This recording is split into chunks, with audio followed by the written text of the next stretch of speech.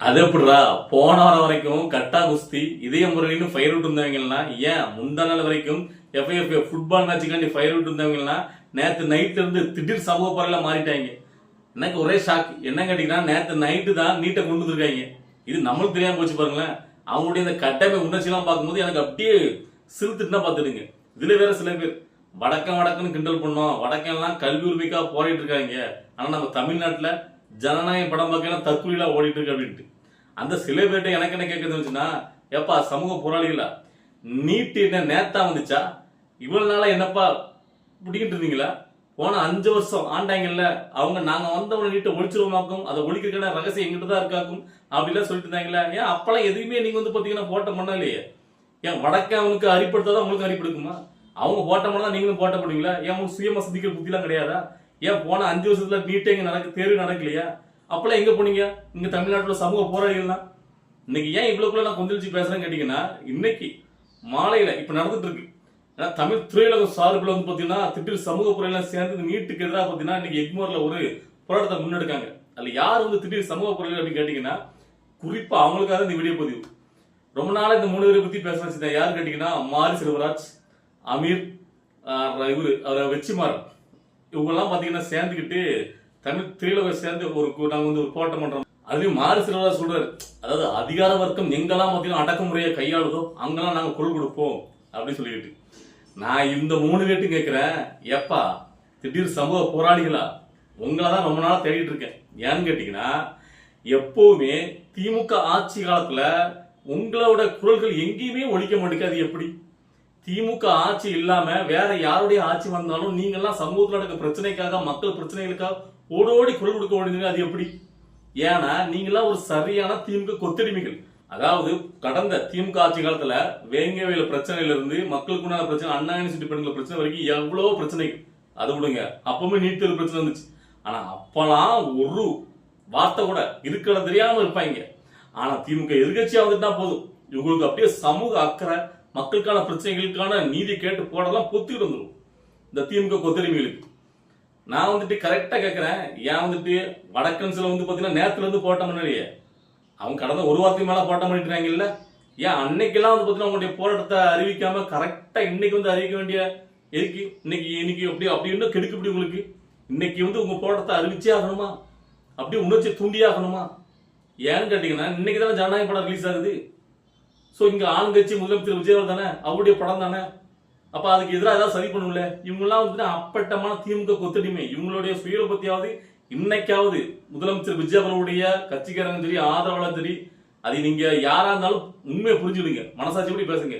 இவங்க எல்லாம் எவ்வளவுக்குள்ள வக்கரமான வன்மம் பிடிச்ச ஆளுகள் நீங்க நல்லா பார்க்கணும். இவங்க எல்லாம் எந்த அளவுக்கு திமுக விசுவாசமா இருக்காங்கன்னு. இல்ல நீட்டுக்காக நீங்க எதிராக வந்து பாத்தீங்கன்னா இந்த மாணவர்களுக்காக போடுறதா இருந்தா நீங்க நேத்து போராடிக்கலாம், இல்ல முந்தா நாள் போராடிக்கலாம், இல்ல இப்போ 2 நாள் கழிச்சு கூட போராடலாம். ஆனா கரெக்டா இன்னைக்கு ஜனநாயக படம் ரிலீஸ் ஆயிருக்கா. அந்த படம் வந்து பாத்தீங்கன்னா பேரும் புகழா அந்த விஷயம் வந்து பாத்தீங்கன்னா நாட்டு மக்கள் ஊடகங்கள்ல பெருசா தெரியக்கூடாது. அதோடைய அந்த என்ஜாய்மெண்ட், அதோடைய வசூல் எதுவுமே அதை பத்தி அதிகமா பேசக்கூடாது, நம்மளை பத்தி தான் பேசணும் அப்படிங்கிறது எச்சித்தனமான புத்தி. அதுக்கு திமுகக்கு எப்பவுமே திமுக ஆளுங்கட்சியா இருந்துச்சு, இல்ல இருந்துச்சுன்னா ஊடகத்துல அவங்க கையில வச்சுக்காங்களா என்ன பண்ணுவாங்க கேட்டீங்கன்னா, இதுக்கு முன்னாடி தேர்தல் சமயத்தில் நீங்க பாத்துருப்பீங்க, விஜயபால் ஏதாவது அனௌன்ஸ் பண்றாரு, அவர் ஏதாவது கட்சி முடி போறாரு, அன்னைக்கு பார்த்து ஏதாவது பாத்தீங்கன்னா புதுசா திடீர்னாப்புல ஒரு பிளாஷ் நியூஸா போட்டே இருப்பாங்க, இதை பண்றாரு, முக ஸ்டாலின் அங்க போறாரு, இந்த திட்டத்தை அறிவிக்காரு அப்படின்னு சொல்லிட்டு. அதே மாதிரி இப்போ வந்து அவங்க வந்து தோத்து போயிட்டாருல, இப்ப அவங்களுக்கு சப்போர்ட்டா இப்ப இந்த பிரச்சனை கிடைச்சு போச்சு, நீட்டு பிரச்சனை, அதை கையில எடுத்து இன்னைக்கு போராட்டத்தை அறிவிக்காங்க. அப்ப இவங்க எல்லாம் எந்த அளவுக்கு ஒரு வக்கரமான ஒரு வன்மமான புத்தி உடைச்ச ஜென்மங்களா இருப்பாங்க நீங்களே யோசிச்சு பாருங்க. அதாவது முதலமைச்சர் அவர்கள் ஜெயிச்சதுக்கு அப்புறம் கூட, முதலமைச்சர் ஜெயிக்க முன்னாடி தேர்தல் நிற்கும் போதும் அவங்களுக்கு எந்த வகையிலும் இந்த திரையுலகத்தை சேர்ந்தவங்க சப்போர்ட் பண்ணல. இப்ப இவ்வளவு ஒரு பெரிய போராட்டத்துக்கு அப்புறம் அவருடைய படம் ரிலீஸ் ஆகுது, அவருடைய ரசிகர்கள் ஆதரவு எல்லாம் கண்ணீர்ல ததும்புறாங்க. லாஸ்ட் படம் லாஸ்ட் டைம் அப்படின்ட்டு. சோ இப்போ கூட இவங்க வக்கர புத்தி தான் காட்டுறாங்க. சோ அப்ப இது வந்து என்ன உணர்த்துதுன்னு கேட்டீங்கன்னா, இவங்க எல்லாம் யார் அப்படிங்கிற முகத்திரையை கிழிச்சு காட்டுது. இது வந்து நீங்க பாத்துக்கிடுங்க. சரி, ஓகே. இந்த நேரத்துல இன்னொரு காமெடி நம்ம பார்க்க வேண்டியிருக்கு. என்ன கேட்டீங்கன்னா, திமுக தலைவர் மு க ஸ்டாலின் அவர்கள் இப்ப நீட்டு போராட்டத்துக்கு நாங்க முழு ஆதரவு கொடுக்கும் அப்படிங்கிற பேர்ல அவங்க வந்து பாத்தீங்கன்னா இது எங்க போராட்டம் அப்படின்னு சொல்லிட்டு நேரத்து கனிமொழி பேசியிருந்தாங்க. இப்போ மு க ஸ்டாலின் ஒரு நீண்ட ஒரு கட்டுரை எழுதியிருக்காரு. சரியா? அதை மேற்கோள் காட்டி உதயநிதி ஸ்டாலின் அவர்கள் ட்வீட் போட்டுருக்காரு. என்ன கேட்டீங்கன்னா, ஏழை எளிய மக்களுடைய வாழ்வாதாரத்தை, அதாவது அவங்களுடைய கல்வி உரிமையை அதுக்கு பறிக்கிற மாதிரி, எதிராக இருக்கிற மாதிரி வரக்கூடிய நீட்டை நாங்க எந்த காலத்திலும் எதிர்ப்போம், அதுக்காக முதல் வரிசையில களத்துல நாங்க வாழ் தூக்கி நிற்போம் அப்படின்ட்டு. எனக்கு அதை பார்த்த உடனே தான் சிரிப்பு வந்துட்டு. வார்த்தோக்கி நின்னா மருந்து ஒரு டைலாக் பேசுறாரு. உங்களுடைய 5 வருட ஆட்சி காலத்துல எதை ஒழிப்போம், நாங்க வந்தா நீட்ட ஒழிச்சோம்னு சொல்லிட்டு ஓட்டு கேட்டு வந்துட்டு அந்த காலத்துல ஒண்ணுமே பண்ணாம உருட்டிட்டு இப்போ உங்களுடைய ஆட்சி போனதுக்கு அப்புறம் நாங்க முதல் வரிசையில் நிற்போம், பின்னாடி வரிசையில் நிற்போம், 3வது வரிசையில் நிற்போம்னா என்னன்னு கேட்கிறேன். எப்படி இப்படி வந்து பாத்தீங்கன்னா ஒரு காமெடியா பண்ண முடியுதுன்னு கேட்கிறேன். இதை எப்படி ஏத்துக்கிறாங்க மக்கள் எனக்கு புரியல.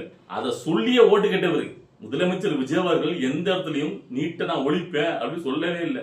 ஏன்னா அவருக்கு நல்லா தெரியும் கள நிலவரம் என்ன நல்லா தெரியும். ஒரு மாநில அரசியோட ஒரு அதிகாரம் எந்த அளவுக்கு இருக்கு, மத்திய அரசுடைய அதிகாரம் எந்த அளவுக்கு தெளிவா தெரிஞ்சவர். ஆனா அவரை தான் சினிமாக்காரன் கிண்டல் பண்ணுவாங்க. இவங்க 75 வருட பாரம்பரிய கட்சியா.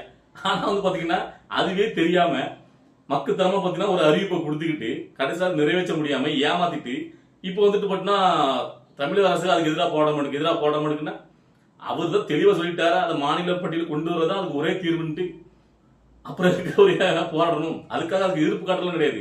நீட்டுக்கு எதிராக என்னைக்குமே என்னுடைய எதிர்ப்புட்டாரு. அதுல இன்னைக்கு ஒரு முக்கியமா அது சம்பந்தமா அதாவது போக்குவரத்துறை அமைச்சர் இருக்காருல்ல அவர் பார்த்திபன், அவரு இப்ப அதிரடியான ஒரு பயில கொடுத்திருந்தாங்க. எனக்கு ரொம்ப பிடிச்சிருந்துச்சு. என்ன கேட்டீங்கன்னா ரிப்போர்ட் சாப்பிட்டு கேட்கறாங்க டெல்லியில எப்படி போட்டோ நடக்குது அங்க நடக்குது இதை பத்தி நீங்க என்ன நினைக்கிறீங்க அப்படி கேட்கும்போது எங்க இங்கேயே 1008 பிரச்சனை இருக்கு, முதல்ல இதை நாங்க சரி பண்றோம், முதல்ல இங்க உள்ள பிரச்சனை நான் பாக்கணுங்க அப்படின்னு சொல்லி நோஸ் கட்டா ஒரு பயிர் கொடுத்தாரு. நீங்க அதை அப்புறம் பாக்கலான்ட்டு.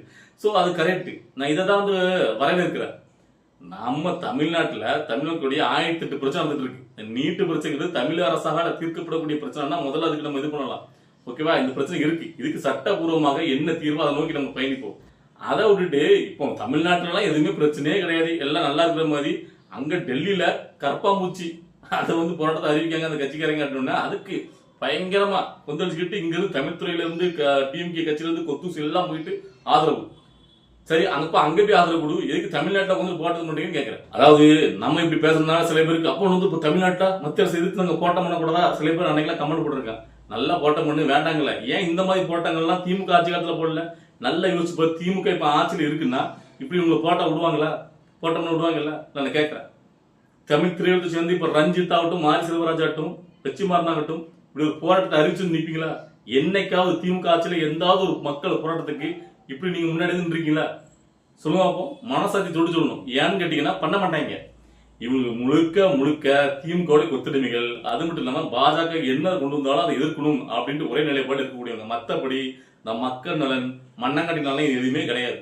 முழுக்க இப்ப ரெண்டே விஷயம். திமுகவுக்கு இந்த விஷயத்துல முதலமைச்சர் விஜய் அவர்களை உள்ளே இழுத்து விட்டு வேடிக்கை பார்க்கணும். அவர் பாஜக எதிர்க்கல அப்படின்னு சொல்லிட்டு ஒரு பாஜக கூட சேர்ந்து இருக்காரு அப்படின்ட்டு ஒரு பொய்யான ஒரு கும்பத்தை கட்டணும். ஏன்னா இவர் ஆளுங்கட்சியா இருக்கும் போது பாஜக பெருசா எதிர்க்க மாட்டாரு, கால் விழுந்துருவாரு. அவர் மோடி வாராதனாலே நேரட்டா ஏர்போர்ட்ல போயிட்டு வெள்ளப்படையை பிடிச்சிட்டு வருவாரு. அதெல்லாம் இவங்க கட்சிகள் கண்ணுக்கு தெரியாது. ஆனா முதலமைச்சர் விஜய் அவர்கள் வெளிப்படையாவே மத்திய அரசு என்ன நம்ம கோரிக்கை வைக்கணுமோ அதுக்கு நம்ம நடக்கணும், மாநில அரசுக்கு மக்களுக்கு நல்லது நடக்கணும்னா இணக்கமா போய் தான் ஆகணும் அப்படின்ட்டு கரெக்டா பண்ணிட்டு இருக்காரு. எதிர்க்க வேண்டிய விஷயத்துல எதிர்க்காரு. இதை தெளிவா சொல்லிட்டாரு. மாநில பட்டியலுக்கு இதை கொண்டு வந்தாதான் கல்வி வந்து மாநில பட்டியலுக்கு வரணும், அப்பதான் தீர்வுன்னு சொல்லிட்டாரு. ஆனாலும் இவங்க அதை ஏத்துக்க மாட்டாங்க. சும்மா வந்து பாத்தீங்கன்னா ஒரு லாபியை பண்றாங்க. அதுவும் குறிப்பா இந்த ஜனநாயக படம் இன்னைக்கு ரிலீஸ் ஆகிற இன்னைக்கு அதை வச்சு ஒரு டிராமா. அதாவது பாத்தீங்கன்னா ஏன்னா இப்படி ஒரு பண்ணும்போது கொஞ்சம் சிறப்பு பேசும் போது இதை பத்தி சில பேர் பேசுவாங்க, ஜனநாயக படத்தை பத்தி பேசுறாங்க. ஆனா அவனுக்கு தெரியுமா, ஜனநாயக படத்தை உலகத்தில் உள்ள கோடானு கோடி மக்கள் கொண்டாடுறாங்க. அதனால உங்களால ஒண்ணும் பண்ண முடியாது. இதுல இன்னும் சில பேரை பத்தி பேச வேண்டியிருக்கு. அதாவது இந்த திரை விமர்சனம் பண்றவங்க பேர்ல நேர்மையை எப்பவும் பேசுறாங்க, நேர்மையை பேசுறாங்க. அதுல சில பேர் கொஞ்சம் ஓவர் ஆக்டிங் பண்றாங்க. அது நமக்கு பிடிக்கல. அதாவது இட்ஸ் பிரசாந்த் அப்படிங்கிறவங்க பாத்தீங்கன்னா இப்போ டிவி கட்சியை சப்போர்ட் பண்ணிட்டு இருக்காரு. விஜய் அவர்களுக்கு சப்போர்ட்டா தான் திரை விமர்சனம் பண்றவங்க நமக்கு தெரியும். சில நேரங்கள்ல அது உண்மையா பட்டாரு வச்சுருங்களேன்.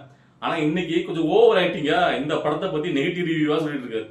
அதுல அது சரியில்லை சார், நெகட்டிவ் ரிவ்யூ கொடுக்கலாம். படத்தை பார்த்துட்டு அவருடைய ஒப்பீனியன், நம்ம அதை குறை சொல்லல.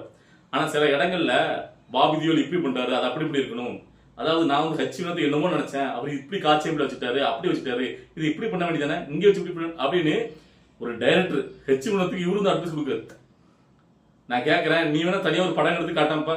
அதாவது நான் எல்லாருடைய விமர்சனமும் பார்க்க மாட்டேன். இந்த விமர்சனம் வந்து பாத்தீங்கன்னா எதாச்சும் என் கல்ல பட்டுச்சு, அதுக்காக நான் பார்த்தோன்னே எனக்கு அது சில கேள்வி கேட்கணும்னு தோணுச்சு. விமர்சனம் பண்ணுங்க, நெகட்டிவ் விமர்சனம் தப்பு கிடையாது. ஆனா கொஞ்சம் ஓவரா போய்கிட்டு டைரக்டர் இப்படி காட்சி அமைப்பு எடுக்கணும், அப்படி எடுக்கணும் அப்படின்ற அளவுக்கு நீங்க என்ன பெருசா வந்து பாத்தீங்கன்னா அந்த எக்ஸ்பீரியன்ஸ் நான் கேட்கிறேன். ஏன் ஒரு டைரக்டருக்கு தெரியாதா உங்களுக்கு தெரிய போகுது? அதாவது இது குறை, அது சரியில்லை, இது சரியில்லை அப்படின்னு சொல்லிட்டு போயிட்டே இருக்கு. அதாவது ஓவரா ஆகி நினைக்கிறேன். நீ இப்படி சொன்னோம்னா நீங்க ரொம்ப நேர்மையான ஆட்கள், நடுநிலையான ஆட்கள் நாங்க வந்து நம்பணுமா? அதாவது நல்லா ஒன்று தெரிஞ்சுடுங்க, இன்னைக்கு ஜனநாயகம் படத்தை முதல் நாள் முதல் ஷோ பார்க்க போயிருக்குல்ல, பாதிப்புக்கு மேற்பட்டவங்க அந்த படத்தை ஏற்கனவே பார்த்துட்டாங்க ஆன்லைன்ல. எப்படியாவது ஆன்லைன்ல வந்துருது, பார்த்துட்டும் அந்த படத்தை பார்க்க போயிருக்காங்க, புரிஞ்சுக்கணும். ஸோ இது அவருடைய லாஸ்ட் படம், கொண்டாடுத்திக்கணும்னு போயிருக்காங்க. ஸோ அதனால் நீங்கள் நெகட்டிவ் ரிவ்யூ சொன்ன உடனே இங்கே ஒன்றும் இதாயிர போகிறது கிடையாது.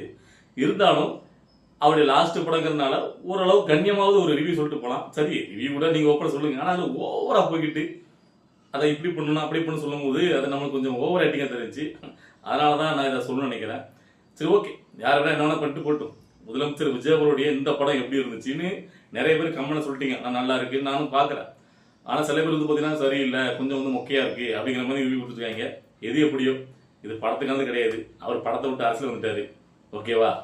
எல்லாருக்கும் சென்டிமெண்ட்டா இந்த படத்தை வந்து பார்க்குறாங்க. அவருடைய லாஸ்ட் படம், ஓகேவா? அங்கே நிறைய காட்சிகள் கண்ணீர் ததுமும் நம்ம பார்க்க முடியுது. ஸோ அந்த வகையில் இதை சிறைக்கணும்.